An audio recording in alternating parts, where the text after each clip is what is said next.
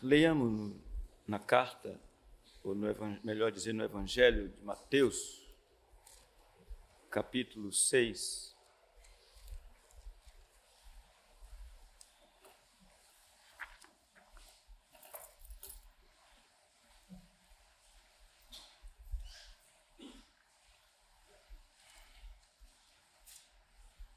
Versículo 19.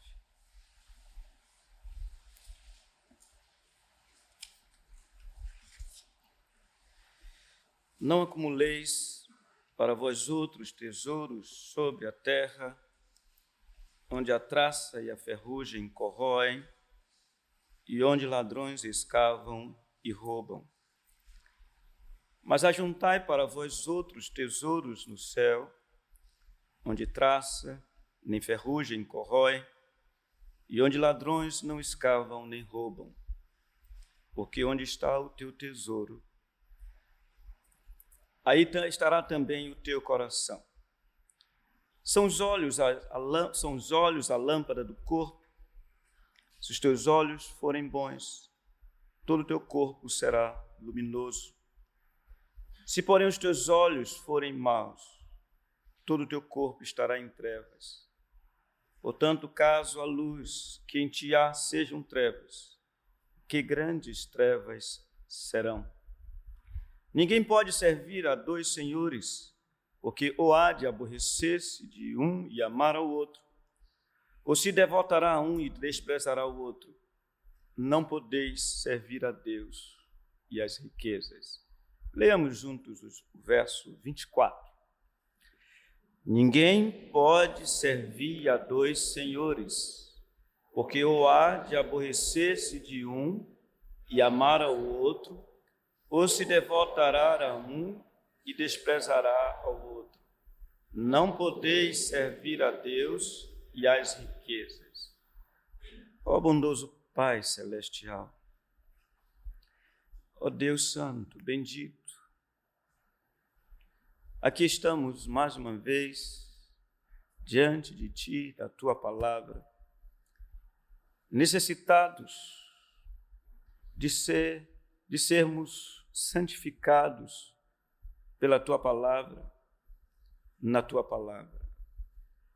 Rogamos, dá-nos entendimento, dá-nos, Senhor, a graça de um viver devotado tão somente a Ti. Tu és nosso Deus, nós somos o Teu povo, por isso, por amor do Teu nome, guia-nos pelas veredas da justiça. Oramos em nome de nosso Senhor e Salvador Jesus Cristo. Amém.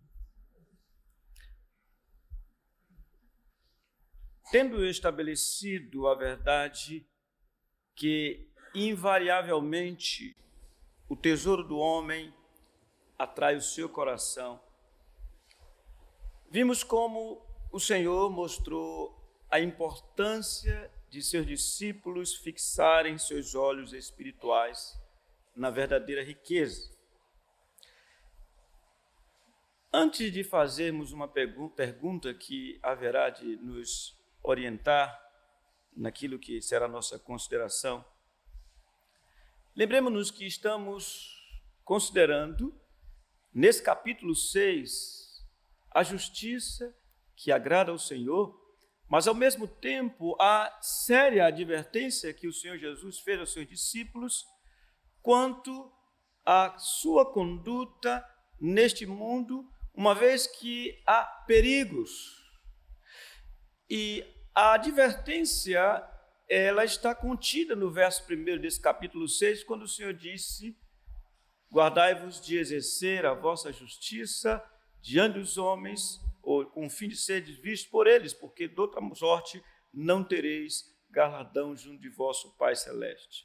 Lembremos, portanto, que começamos a ver o Senhor aplicando esta advertência, que não outra coisa não é senão um princípio, em que os servos do Senhor devem viver em santidade, mas essa santidade, ela é algo vivenciado na presença do Senhor. Daí que, no que diz respeito à devoção do crente para com Deus nas questões relacionadas com a esmola, ou com a oração, ou mesmo com o jejum, essas coisas devem fazer diante do Senhor Deus, que vê o coração, vê aquilo que está secreto, e não para que os homens possam admirar aqueles que praticam tais coisas.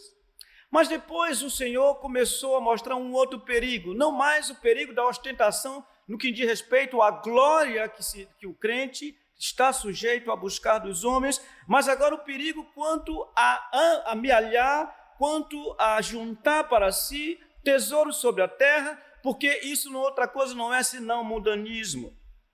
Então nós verificamos que o Senhor coloca diante dos seus discípulos somente duas proposições, duas possibilidades, que são a juntar tesouros sobre a terra ou a juntar tesouros nos céus. Ele diz que aonde o tesouro deles estiver, certamente, sem erro, o seu coração também ali estará. Mas, como vimos, isto é muito importante. E como é que o Senhor disse que os seus discípulos deveriam fixar os seus olhos na verdadeira riqueza? Como vimos no domingo passado, o Senhor mostrou-lhes a grande importância dos olhos para a condução ou direção do corpo, por serem a lâmpada ou luz que orienta, que, em outras palavras, que são o discernimento, a compreensão, aquela capacidade que o Senhor Deus dá para se olhar as coisas e vê-las como elas são. Daí que quando alguém olha para esse mundo, as coisas do mundo, e com os olhos da fé, os vê como eles são, coisas materiais, temporais, passageiras, então não coloca o seu coração nelas, pelo contrário, coloca-se diante daquilo que é eterno, que é exatamente bom na sua essência, porque são tesouros celestiais. Então, na medida em que alguém se deixa levar ou seduzir pelos tesouros da terra e pensa que poderá paralelamente satisfazer espiritualmente a sua alma, engana-se terrivelmente, porque esse verso 24 diz exatamente isso. Ninguém pode servir a dois senhores, porque ou há de aborrecer-se de um e amar ao outro, ou se devotará a um e desprezará o outro. Não podeis servir a Deus e às riquezas. Nesta noite, queremos considerar este verso 24 com o tema os dois senhores. Antes de tudo, segundo esse verso 24, é impossível que alguém acumule, negativamente falando, riquezas temporais e tesouros celestiais ao mesmo tempo. Em outras palavras, é impossível ao homem viver em função dos tesouros dessa terra e, ao mesmo tempo, viver na busca dos tesouros celestiais. É isso que o Senhor Jesus está afirmando: ninguém pode servir a dois senhores. Ou seja, aqui nesse verso 24, estamos diante de mais uma afirmação do Senhor quanto a existirem tão somente duas alternativas, duas possibilidades para o homem no que diz respeito à sua caminhada, no que diz respeito a viver em função de quê? Como só há um tesouro terrenal e um tesouro celestial, assim também ou o homem tem seu coração nas coisas terreais ou o tem nas coisas celestiais. Ou então, os seus olhos são boa lâmpada que o ilumina, ou seus olhos são defeituosos e, portanto, privam-o da verdadeira luz. Ainda, Ou o homem possui um senhor e o serve, ou ele tem um outro senhor completamente diferente do primeiro, e a este tão somente se devota. Ninguém pode servir a dois senhores. O que significa este senhorio relacionado com esse texto, no sentido de que há dois senhores? A palavra no original, ela significa, dentre outras coisas, o seguinte: os senhores são os donos, são os amos ou os proprietários de alguém ou de alguma coisa. Ser senhor significa exercer supremacia, domínio, controle, etc. Nesse sentido, como os dois senhores exigem servidão total, obediência total, dedicação total e devoção total dos que lhes pertencem e estão sob seu respectivo domínio, logo ninguém poderá servir a um e ao outro ao mesmo tempo. É impossível, porque os dois senhores exigem a mesma coisa daqueles que lhe pertencem. O Dr. Martin Lloyd Jones, ele fala acerca disso, dizendo o seguinte: ambos os lados, ou seja, senhores, nos impedem, ou melhor, nos impõem uma exigência totalitária. As coisas mundanas tendem por dominar-nos a personalidade inteira, afetando-nos em todos os aspectos da vida.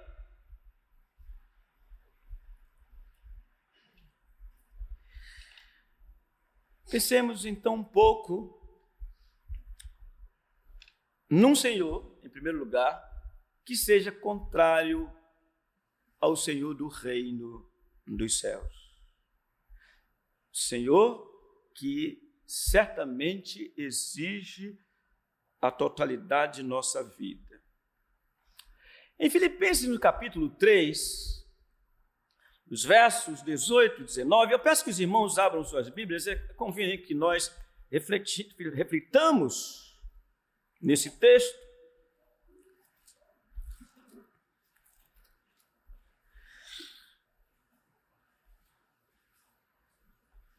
O apóstolo Paulo, no capítulo 3 de Filipenses, irmãos estes que eram amados por ele, muito amados dele, no verso 17, coloca seu coração para com aqueles irmãos, dizendo: sede imitadores meus e observai os que andam segundo o modelo que tendes em nós. Em outras palavras, Paulo está dizendo: irmãos, chegue-se para nós, sigam os nossos passos, sejam, portanto, nossos imitadores, porque há perigos. Ele diz: porque muitos andam entre nós, dos quais repetidas vezes eu vos dizia, agora vos digo até chorando, que são inimigos da cruz de Cristo. E então ele diz algo acerca da característica desses inimigos da cruz de Cristo. Verso 19: o Deus deles é a perdição. Ou melhor, o destino deles é a perdição. Mas o que diz acerca do Deus deles? O Deus deles é o ventre. E a glória deles está na sua infâmia, visto que só se preocupam com as coisas terrenas.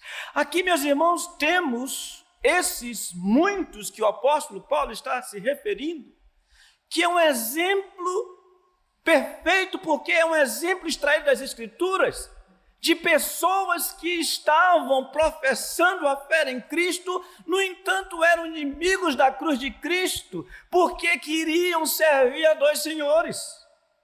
Ao mesmo tempo que eles professavam a fé em Cristo, ao mesmo tempo que eles diziam ser cristãos, ao mesmo tempo que eles estavam diante dos irmãos chamando-os para segui-los, eles só se preocupavam com as coisas terrenas. O que é pior, diz o Deus deles é o ventre.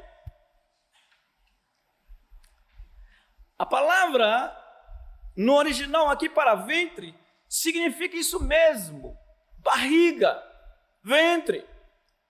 No entanto, aqui, meus irmãos, Paulo está falando de forma semelhante aqui que ele fez em Romanos, no capítulo 16, verso 18, quando ele disse: porque esses tais não servem a Cristo, nosso Senhor, e sim a seu próprio ventre. Então o apóstolo está empregando a palavra de forma metafórica, isto é, Paulo rejeita não meramente excessos gulosos e sexuais, como também a indevida estimativa atribuída à vida física, porque esses tais estavam vivendo para o tempo agora. Esses tais estavam vivendo naquela perspectiva: comamos e bebamos, porque amanhã morreremos.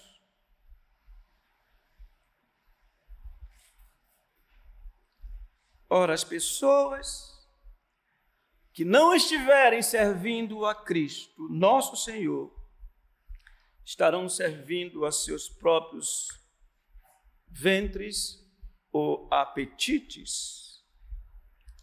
Assim, nós temos visto que há um Senhor real que exige a totalidade de nossa personalidade. E de fato, irmãos, temos que admitir isso. Desde que o homem nasce, naturalmente, ele passa a viver em função deste mundo. Observem quais são as ambições do homem natural. Vocês conhecem muito bem frases ou expressões tais como essa: menino, estude para que você seja gente na vida. Mas por trás desta expressão está a ideia de que você só será bem-sucedido se você tiver um bom curso, se você tiver recursos, se você tiver posses, se você tiver bens. E o Senhor vem e diz: homem, a vida do homem não consiste na abundância de bens que ele tem. De maneira que naquela parábola de Lucas 12, o Senhor deixou bem claro que o homem de fato inteligente, sábio, é aquele que usa as coisas desse mundo de tal maneira que não seja devotado a tais coisas, como o louco que viveu a toda a sua vida juntando, ao ponto de dizer: regala-te, ó minha alma, tens muitos bens para muitos anos. E o Senhor diz: louco, esta noite pedirão a tua alma. E tu, o que tens? Para quem tens? Para quem será? No entanto, é isso mesmo. Os bens desta vida são um verdadeiro Senhor, naturalmente falando, nosso. Mais adiante eu vou falar sobre a questão desta intensa busca por essas coisas e naquelas perspectivas de que fazemos isso porque naturalmente somos escravos destas coisas. Por outro lado, ou um outro Senhor, o Senhor Deus sendo o outro Senhor, igualmente exige um servir completo, absoluto, total. O que o Senhor exige de todo homem e mulher criados à sua imagem? O Senhor Jesus foi taxativo quando falou aos seus discípulos numa no contexto em que o apóstolo Pedro estava com dó do Senhor, entre aspas, e disse diante daquilo que o Senhor havia declarado, que ele iria para Jerusalém, sofreria muitas coisas, morreria e no terceiro dia ressuscitaria. Pedro disse: Senhor, tem compaixão de ti mesmo, estas coisas não te sucederão. E o Senhor, depois de dizer arreda Satanás, chamou os seus discípulos e dentre as coisas que falou-lhes, disse o seguinte: quem ama seu pai ou sua mãe mais do que a mim, não é digno de mim. Quem ama seu filho ou sua filha mais do que a mim, não é digno de mim. E quem não toma a sua cruz e vem após mim, não é digno de mim. Quem acha a sua vida, perdê-la-á. Quem todavia perde a vida por minha causa, acha-la-á. O que nós vemos, meus irmãos, é exatamente o contrário. Eu sou dono da minha vida, faço o que quero.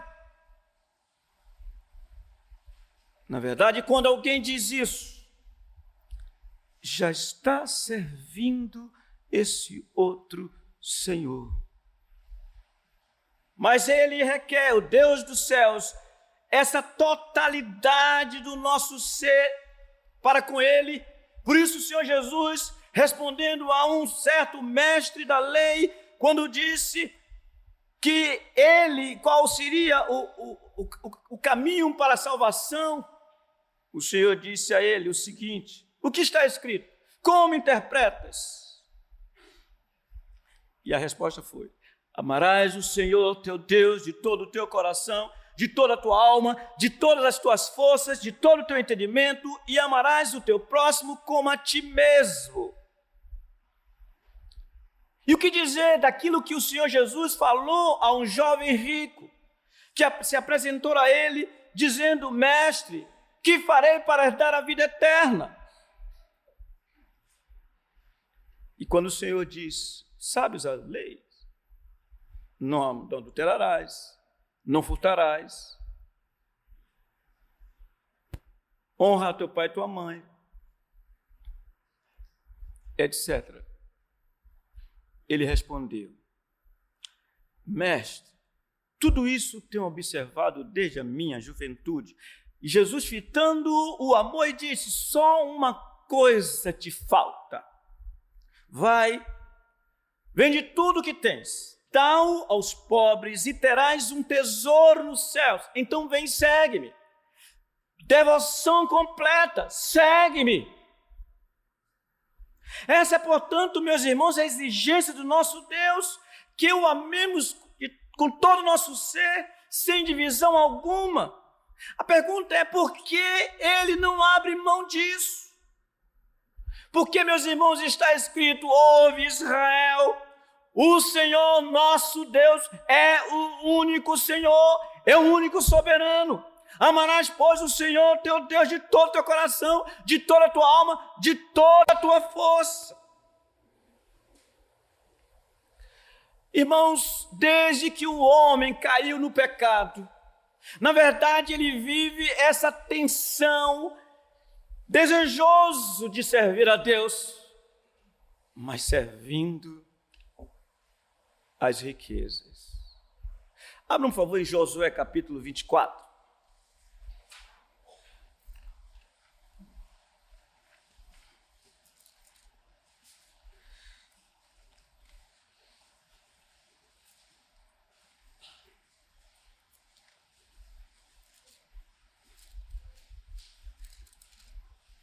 Final da vida de Josué,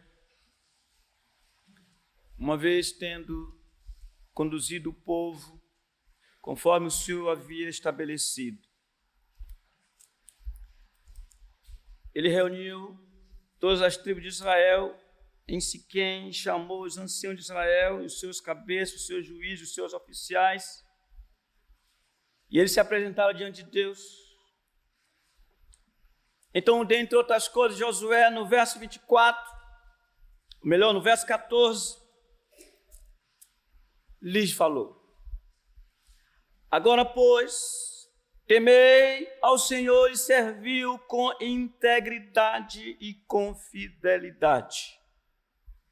Deitai fora os deuses aos quais serviram vossos pais da além do Eufrates no Egito, e servi ao Senhor. Porém, se vos parece mal servir ao Senhor, escolhei hoje a quem sirvai. Se aos deuses a quem serviram vossos pais que estavam da além do Eufrates, ou aos deuses dos amorreus em cuja terra habitais, eu e minha casa serviremos ao Senhor. Então respondeu o povo e disse: longe de nós o abandonarmos o Senhor para servirmos a outros deuses, porque o Senhor é o nosso Deus. Ele é quem nos fez subir a nós e a nossos pais da terra do Egito, da casa da servidão, quem fez estes grandes sinais aos nossos olhos e nos guardou por todo o caminho em que andamos e entre todos os povos pelo meio dos quais passamos.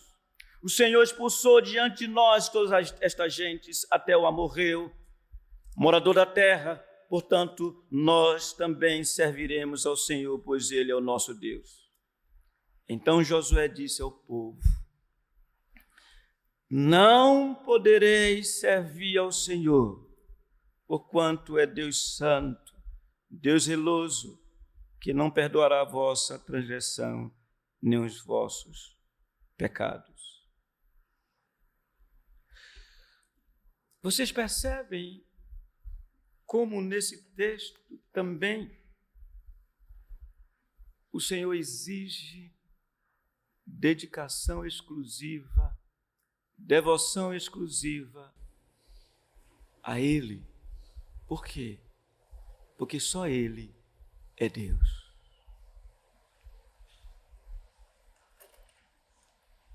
A quem servimos?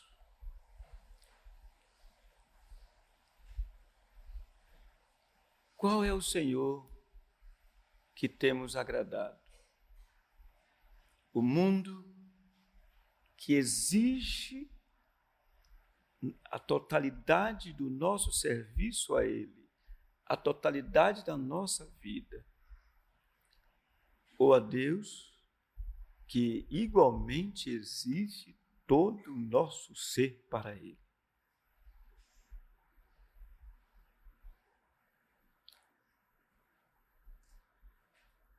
Qual é o ser que agradamos? O mundo, com suas ofertas tentadoras, ou o Senhor Jesus Cristo? Lembremos, ninguém pode servir a dois senhores. Em segundo lugar, vejamos agora que a impossibilidade de servir a dois senhores é causada pela incapacidade do homem de fazê-lo, ou seja, de servir a um e a outro. Qual é o homem capaz de agradar a dois senhores tão opostos, tão antagônicos? Ninguém poderá fazê-lo.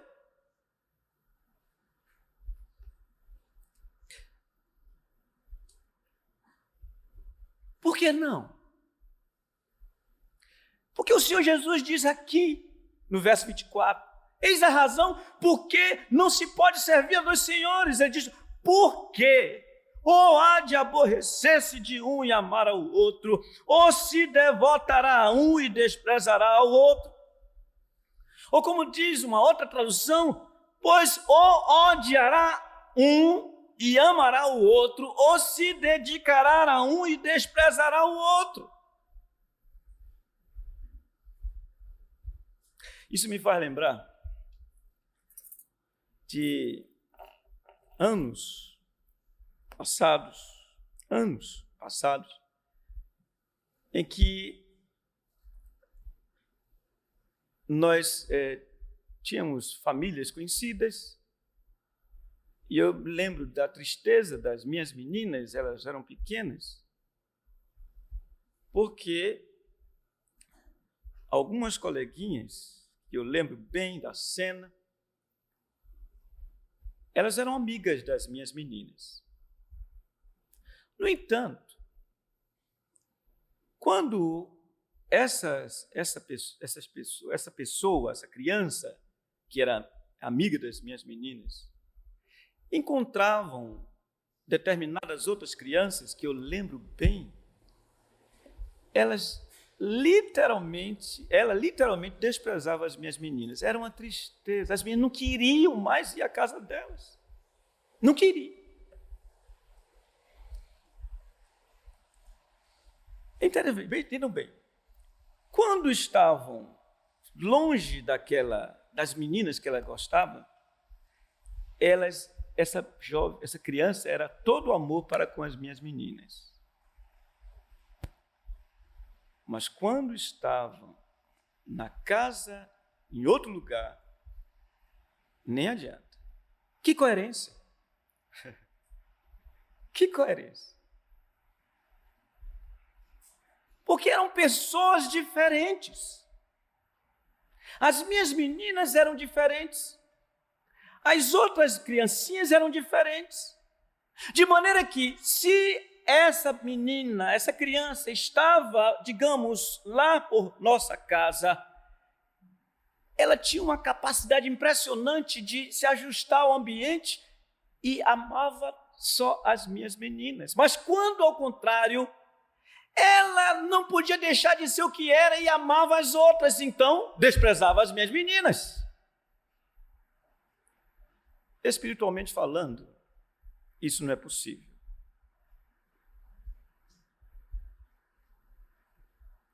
Porque mesmo que nós ergamos as mãos para os céus, irmãos, a cada domingo neste lugar, dizendo: Tu és bom, Tu és o nosso Deus, Tu derramaste o Teu sangue por mim, por nós pecadores.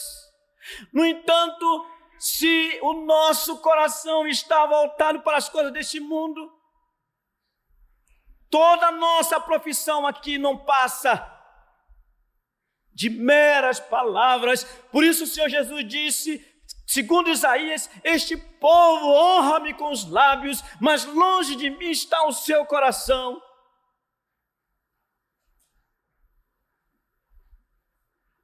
Então há uma impossibilidade causada na incapacidade do homem de agradar a um e ao outro. É impossível.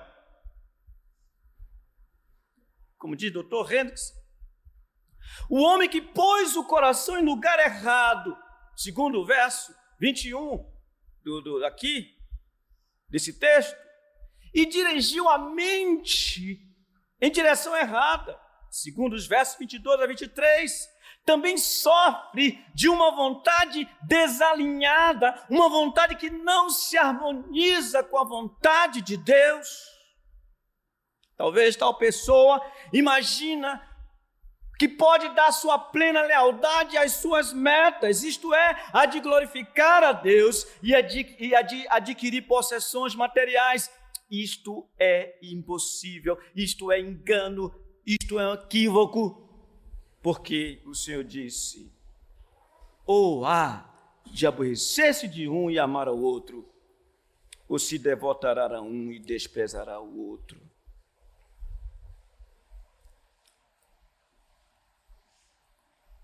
Quantos há que passam a semana ávidos, desejosos por lucros, a fim de enriquecerem-se ou alcançar a estabilidade econômica financeira? Irmãos, é impressionante como muitos de nós, não são poucos, têm uma visão equivocada acerca da vida. E chega ao ponto, como eu já falei em outra ocasião, de acreditar naquele slogan de uma certa loja, quando dizia assim, dizia o nome da loja, dizia: loja tal, veste a vida. Olha só, loja tal, veste a vida. Aquilo me dava indignação. Que reducionismo! A vida passou a ter o valor que tem as vestes. O corpo é a vida. E nós vamos ver isso, o Senhor diz, não é não. Não é.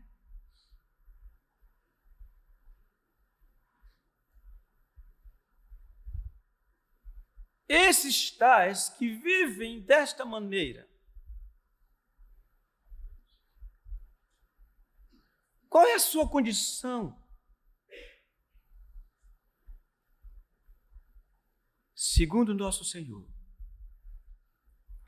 eles estão odiando, eu disse, odiando o Pai Celeste. Estão desprezando o Criador dos céus e da terra. Irmãos, como tenho falado, uma boa maneira de nós nos examinarmos diz respeito à questão da diligência. E eu vou ser repetitivo. O que é ser diligente? Ser diligente é empenhar-se, esforçar-se para obter algo, ou para fazer algo, para realizar um propósito.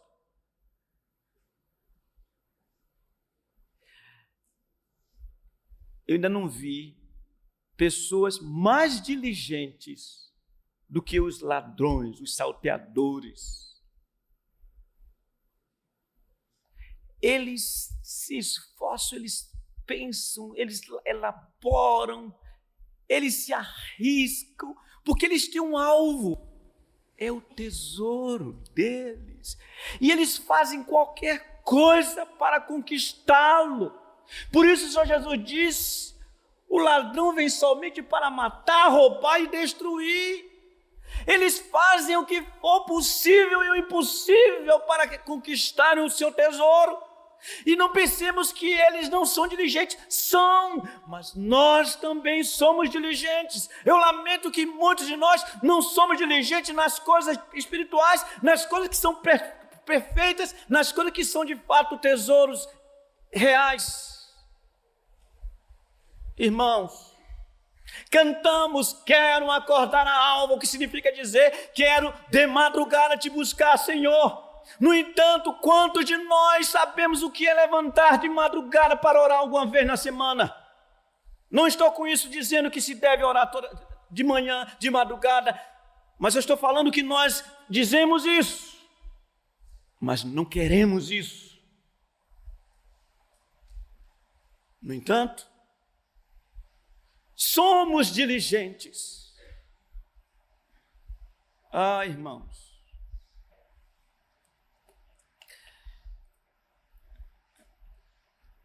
eu conheço a diligência de muitos estudantes. Isso é bom? É. Estudam.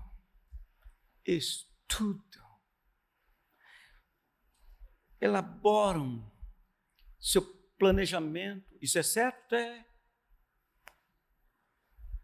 Se empenham. Isso é certo? É. O problema é que não há nem a metade da diligência nas coisas espirituais. Então, temos que nos examinar. Em que temos sido diligentes? Pensemos em como podemos saber se estamos nos dedicando ao Senhor ou a um outro Senhor, a saber, as riquezas, mamon, pela nossa diligência.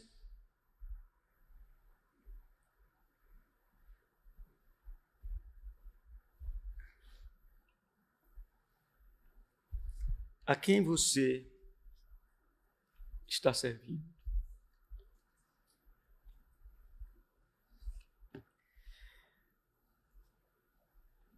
Meus irmãos,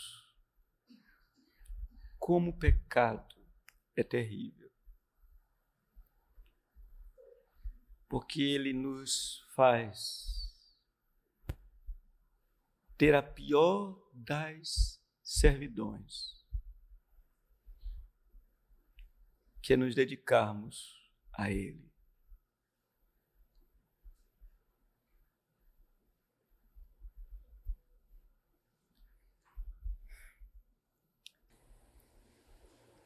Temos sido diligentes quanto a beneficiar nossa própria alma.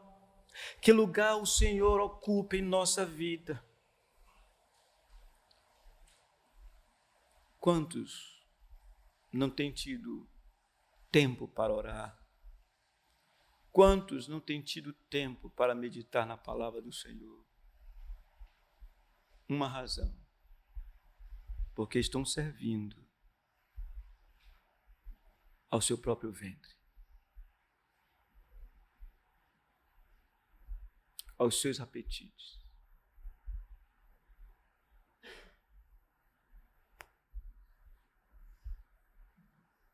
Em terceiro lugar, perguntemos: como é possível viver neste mundo, usar esse mundo e ainda assim ser devotado somente a Deus?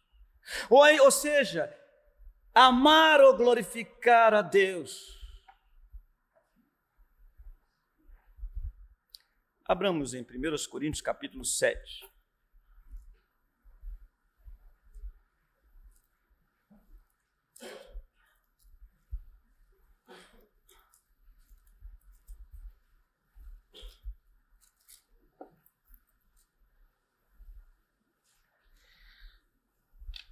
Versículo 29.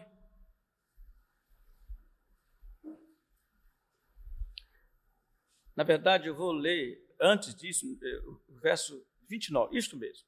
Verso 29. Isto, porém, vos digo, irmãos, o tempo se abrevia. Aqui está algo muito importante. O tempo se abrevia. Ou seja, o dia em que tudo isso passará está próximo. A nossa salvação está próxima. O que resta, diz o apóstolo Paulo, é que não só os casados sejam como se o não fossem, mas também os que choram como se não chorassem, e os que se alegram como se não se alegrassem, e os que compram como se nada possuíssem, e os que se utilizam do mundo como se dele não usassem, porque a aparência deste mundo passa. Em outras palavras, nós não devemos ser reféns das riquezas, mas devemos usá-las como meio e não como um fim em si mesmas.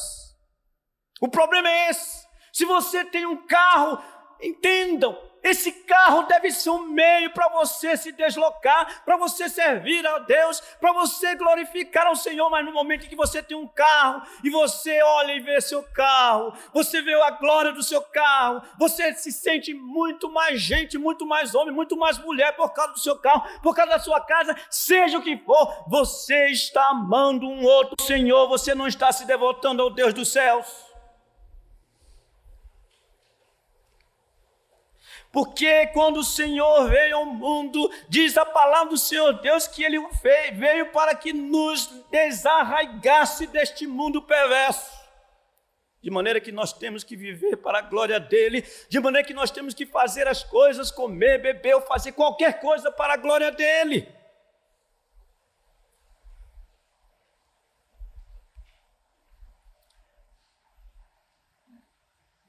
Irmãos, abram em Lucas capítulo 16.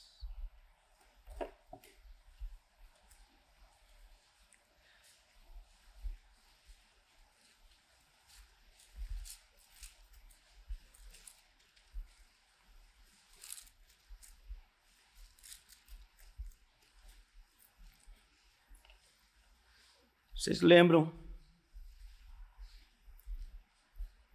da parábola que o Senhor contou aos seus discípulos, falando-lhes de um administrador, um homem rico que tinha um administrador e que foi denunciado como que quem estava defraudando seus bens. E esse administrador ficou sabendo, porque o Senhor disse que ele deveria colocar as coisas em ordem, porque não mais queria ele como administrador. E o homem olhou para o futuro, aquele administrador desonesto. E no verso 3 ele pergunta: que farei, pois o meu senhor me tira a administração? Ele ficou pensando: o seu futuro, como será o seu futuro? Ele diz: trabalhar na terra não posso, também de mendigar tenho vergonha. E nestas considerações acerca do seu futuro, chegou até esse homem um plano perfeito. Ele diz no verso 4: eu sei o que farei, para que quando for demitido da administração, me recebam em suas casas. Ou seja, vou ter sustento no futuro. E então passou a negociar com os devedores do seu patrão, dizendo: quanto é que você deve, meu patrão? Ele nem sabia quanto era, ele realmente ia relaxar. Quanto você deve? 100 cados. Então escreva aqui rápido: 50. E todos aqueles que deviam prestaram contas. É parecido com o nosso Estado, que chega ao ponto de dizer: olha, vão ganhar carro, televisão, quem pagar IPTU em primeiro lugar. Ora, IPTU é uma lei, é uma taxa, é um imposto. Como nunca vi isso? Mas eles fazem qualquer negócio para arrecadar fundos. Esse homem fez isso. Mas o que é interessante é a aplicação que o Senhor Jesus faz